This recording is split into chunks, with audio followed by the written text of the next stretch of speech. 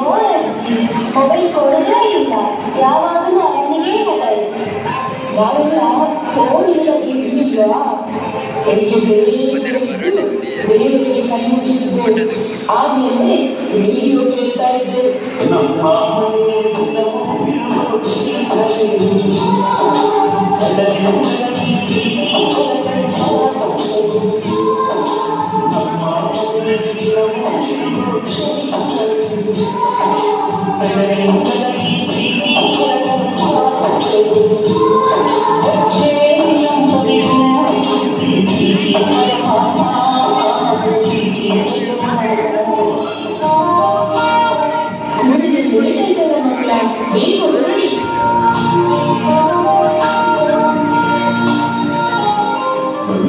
ಸ್ಕೂಲಿಗೆ ಹೋಗೋಣ.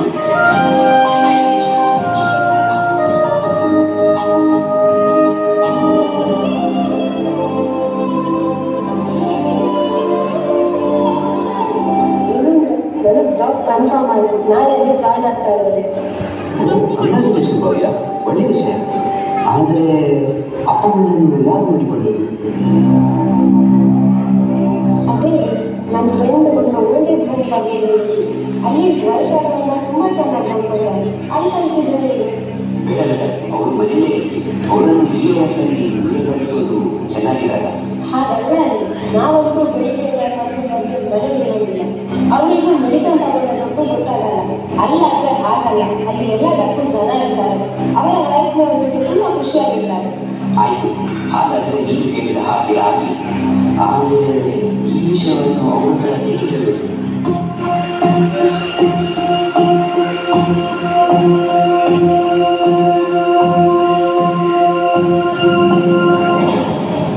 ಅಪ್ಪ ಅಮ್ಮ, ನಿಮ್ಮ ಹತ್ತಿರ ಸ್ವಲ್ಪ ಮಾತಾಡಬೇಕಿತ್ತು.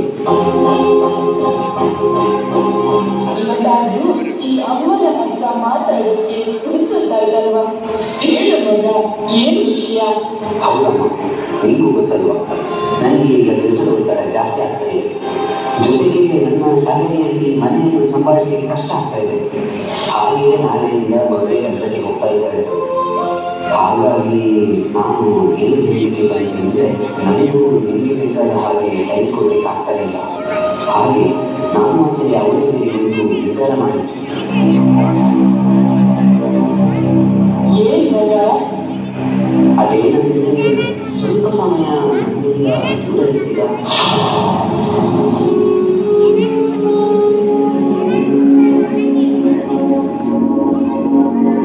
ದೂರ ಅಂದರೆ ಇಲ್ಲೇ ಹತ್ತಿರ ಸಿಟಿಯಲ್ಲಿ ಆಶ್ರಮ ಇದೆ ಅಲ್ವಾ? ಸ್ವಲ್ಪ ದಿವಸ ಮಾತ್ರ, ಈಗ ಕರ್ಕೊಂಡು ಬರ್ತೇನೆ.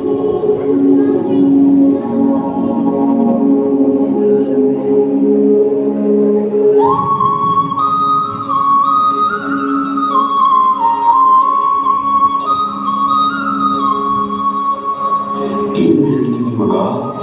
ನಾವು ನಿಮಗೆ ಬೇಡವಾದ್ವಾ? ನಮ್ಮಿಂದ ಏನು ತಪ್ಪಾಯಿತು? ಹಾಗಲ್ಲ ಅಪ್ಪ, ಇನ್ನೂ ಒಳ್ಳೆಯದಕ್ಕೆ ತಾನೇ ನಾನು ಇಲ್ಲಿ ಹೇಳೋದು. ಸ್ವಲ್ಪ ದಿವಸ ಮಾತ್ರ.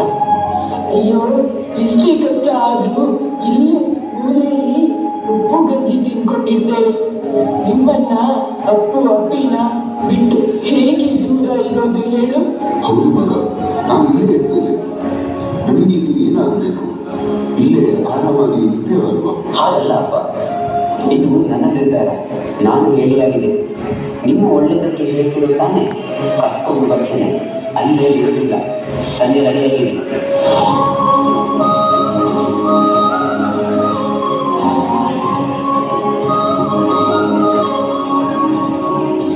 ನೋಡಿದ್ರಲ್ಲಿ ನಮ್ಮ ಮಗ ಎಷ್ಟು ದೊಡ್ಡವರಾಗ್ಬಿಟ್ಟ.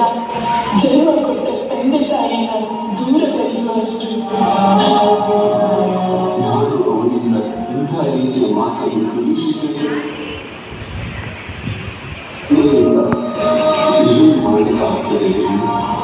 ಎಲ್ಲ ಅವನನ್ನು ಪಡ್ಕೊಂಡು ಹೋಗ್ಬೇಕು. ಆ ದೇವರು ಯಾರ್ಯಾರ ಎಲ್ಲಿ ಬರ್ತಿರ್ತಾನೆ ಅಂತ ಯಾರಿಗೆ ಗೊತ್ತಿದೆ?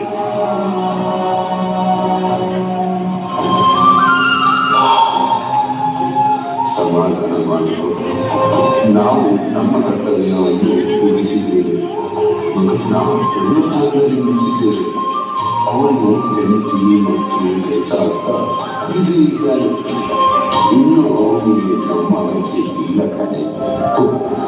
ಅವನೇ ನಮ್ಮನ್ನು ವೃದ್ಧಾಶ್ರಮಕ್ಕೆ ಹಾಕ್ತಾನಂತೆ.